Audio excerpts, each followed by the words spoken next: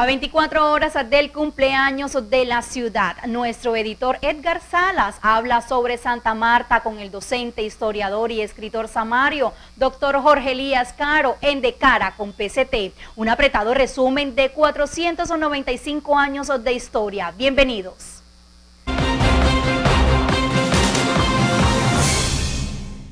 Bienvenidos a De Cara con PCT, Teletrabajo en Casa. Nuestro invitado en el día de hoy es el profesor, escritor, historiador Jorge Elías Caro.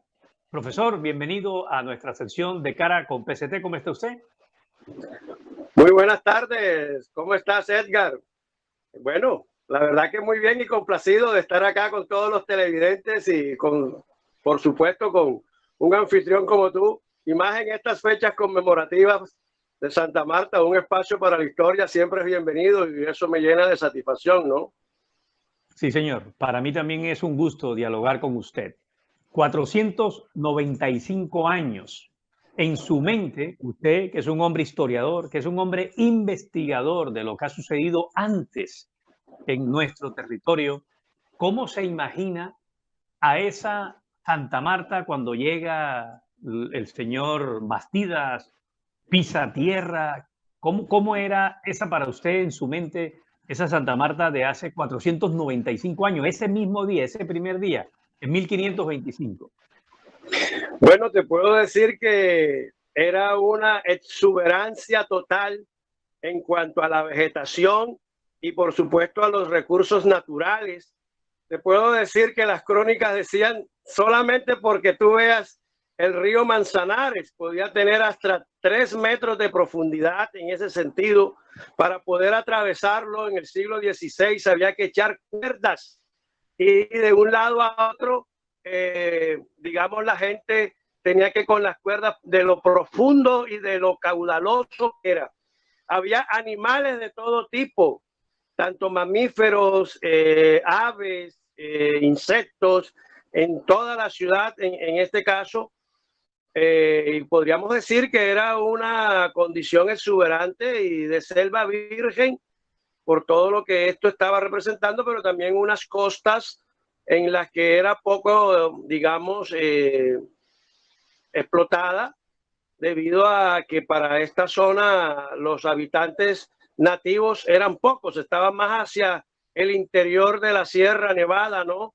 Y no realmente en la bahía, donde había poca población, y eso es lo que definitivamente fue como el punto de búsqueda. Además, necesitaban del río, necesitaban agua dulce, ¿no? Para poder abastecerse y poder tener supervivencia, y la naturaleza los dotaba de animales para cazar y posteriormente también la tierra para cultivar. Entonces, ¿cómo era? No, ver un paraíso terrenal esto. Correcto. Profesor Caro, ¿cuántos taironas pudieron existir? ¿Qué podemos decir de esos nuestros primeros pobladores? ¿Cómo se lo imagina usted haciendo esas terrazas allá en lo alto de la montaña? Bueno, no todos estaban en la parte alta de la montaña, también habían costaneros, como se les conoce, o costeros.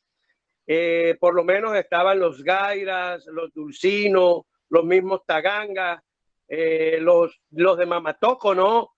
Que eran indios bravíos, guerreros en este caso, que no estaban, digamos, en las altas montañas, eran más de sabanas y de planicies los que estaban acá. Y del otro lado, pues los dulcinos también fueron muy importantes en este caso.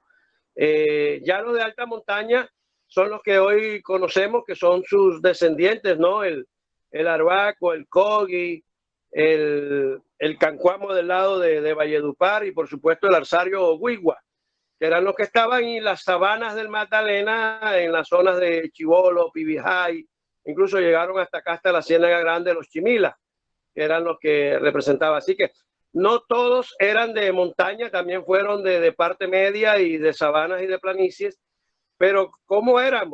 Realmente voluntariosos, eran dedicados al trabajo y bastante bravíos. De hecho, el traslado de la empresa de conquista y de colonización española se traslada a Cartagena porque aquí no se lo permitieron, ¿no? Aquí eran bastante bravíos, defendían su tierra, defendían su causa, y por eso definitivamente fracasó casi durante un siglo el proceso de conquista, con muchas guerras y batallas en los que se dio. ¿Cómo fueron sus construcciones? Hombre, las construcciones son milenarias, no son de ahora. Esas ciudades perdidas que están allí se fueron construyendo a lo largo de milenios, y por supuesto que con el siglo están allí. Eran arquitectos, conocedores de distintas técnicas y de estrategias, dominaron la tierra en términos de la agricultura, del agua con sus canales de riego. Realmente eran unas culturas muy civilizadas que cuando ya el español llegó, digamos, tenían unos aspectos, digamos, de culturas desarrolladas para su tiempo, similares a los incas en el Perú y similares a los mayas en la península de Yucatán y por supuesto en el centro de México, ¿no? Sí, profesor Caro, siempre se habla de Rodrigo de Bastidas como un gran español. ¿Usted tiene esa visión de este conquistador? Bueno, todo conquistador tiene su aspecto malo, ¿no? En este caso, por la imposición de la violencia, por todo lo que representa de imponer no solo lo político, sino la estructura social y el aparataje que viene bajo la dominación de uno sobre otro. Ahí siempre hay violaciones de derechos humanos y todo lo demás. Cuando uno lo compara con otros, se puede decir que es como una mansa paloma frente a los demás que llegaron, que sí hicieron, destrozaban viviendas completas, quemaban a la gente, incluso degollaban. Aquí hubo uno, Velón, que en las estacas colocaba la cabeza de los caciques de los indígenas para, como reprimenda, en este sentido, mandar un mensaje de lo que representa. Entonces, cuando uno lo mira, pues era una mansa paloma, pero no se puede decir de que todos los conquistadores, porque al final había una violencia de por medio. Pero era un empresario, venía de Andalucía, tenía, digamos, un acercamiento a la realeza, y por supuesto desde la isla de la Santo Domingo llegó con el propósito de expandir esa empresa de conquista y de colonia que ya España quería imponer en América, ¿no? Entonces, sí, hay que verlo desde las dos aristas. Yo me pongo, como quien dice, de la visión desde los vencidos, en este caso desde los indígenas, y por supuesto no era tampoco una mansa paloma.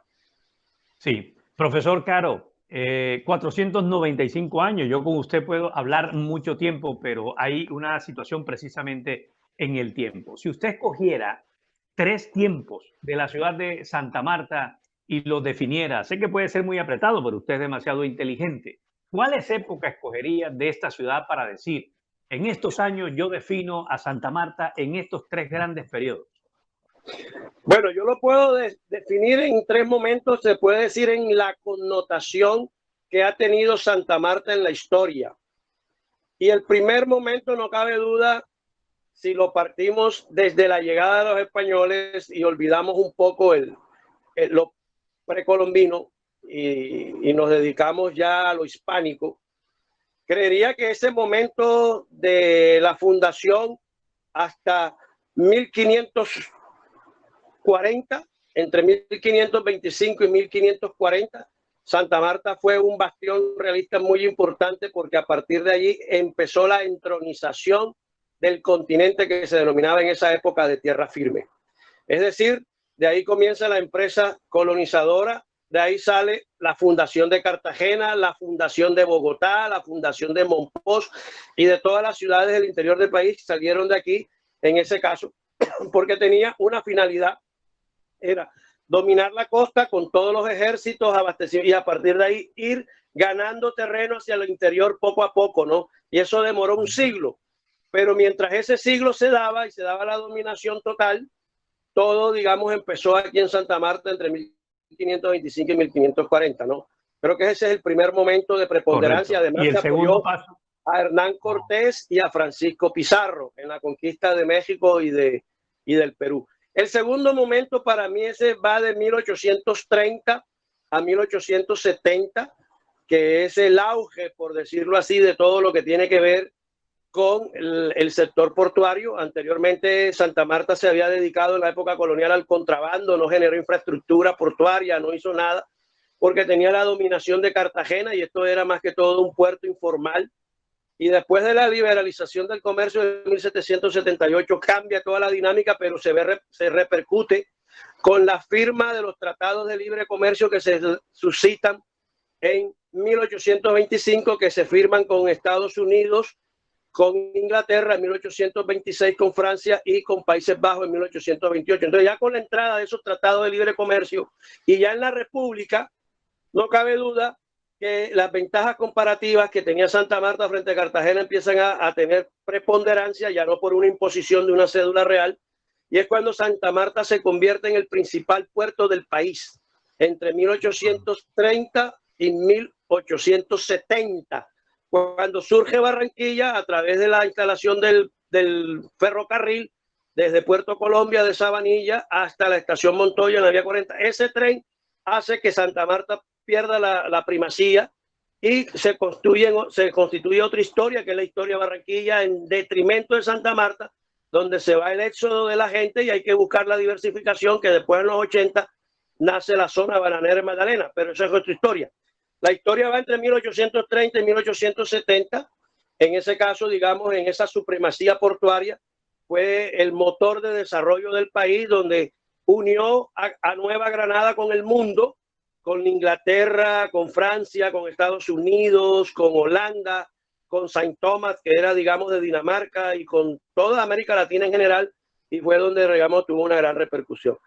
Y la tercera, yo diría, en este caso, hay que tenerla presente, que hasta 1960 Ciénaga fue más importante que Santa Marta en términos de su desarrollo, y creería que después de los 60, cuando empieza ya que se va a la multinacional y se reactiva por parte de los empresarios bananeros, con la constitución de varias empresas de bananos, se empieza a generar otra ola, otro boom, no solo de construcción, sino también de diversificación de la producción y, por supuesto, de formación de tejidos productivos que iban ligados a ese entramado social y económico que la economía bananera estaba generando, más allá de los beneficios o los ingresos que podían tener las multinacionales, sino que se estaba viendo. Entonces, se empiezan a construir edificios, se empiezan a construir, digamos, algunas instalaciones requeridas para el proceso como tal. El tren nuevamente ya llega a Bogotá en la década de los 60,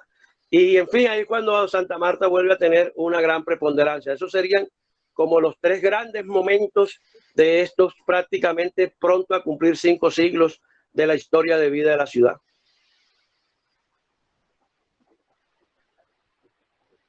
Sí, señor.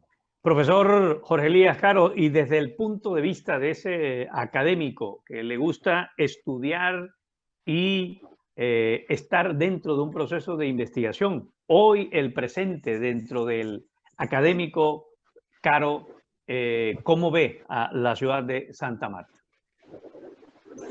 ¿Cómo lo veo? En términos económicos, hacia la dinámica productiva que se está haciendo, si lo miramos, todavía tiene un modelo económico que no corresponde al siglo XXI, vive en el siglo XIX, tiene un modelo exportador en el que cultiva y adicionalmente exporta, pero no transforma. Es decir, ha roto la cadena productiva. Ese encadenamiento que se debe generar de producir, pero también debe agroindustrializar lo que en el campo se está haciendo. Miremos en el caso del banano, tiene 140 años de estarse exportando como fruta madurada, pero no se está haciendo industria alrededor de eso, que es la que verdaderamente genera empleo. No se está aprovechando el producto principal, ni mucho menos el subproducto. Ejemplo, no se están haciendo cajas de cartón ni bolsas de papel derivados del banano. No se están utilizando látex para hacer cápsulas en términos de pastillas o en su defecto condones, que eso se puede utilizar del látex que sale del banano y aquí no se está haciendo. Más industrias de alimentos, de patacones precocidos, de tajaditas, de todo lo que tenga que ver con esa industria de alimentos derivados del banano, pero también abono, industria de abono y todo. Entonces, ¿qué pasa? Ese tejido productivo industrial no se está haciendo y creo que sobrarían dedos de las manos para contar las empresas que se están desarrollando. Entonces, es decir, hay una tarea mal hecha en términos económicos de lo que representa la economía. Entonces, si tú me dices cómo estamos en el siglo XXI en términos económicos, muy mal. Solo somos un puerto en el que la mercancía viene del mundo, llega, está un día y después se va para Bogotá, Medellín, Cali, donde sí se está desarrollando la verdadera industria y viceversa. Okay. Llega del interior del país, llega acá y se va para el mundo entero y bueno, ahí digamos un problema en el que está. Bueno, si quieres, podemos hablar de la política y de los aspectos sociales sí, y todo lo demás. Y todo eso podríamos hablarlo, pero se nos acabó el tiempo y como se lo dije al principio, muy seguramente tendremos que volver a hablar con usted, pero sin duda hoy aprendimos y fundamentalmente nuestros televidentes al tener este contacto con usted. Profesor Jorge Elías Caro, historiador, escritor, docente de la Universidad del Magdalena, gracias por estar aquí en De Cara con PCT. Mucho gusto y siempre a la orden. A ustedes también, muy amable por estar con nosotros.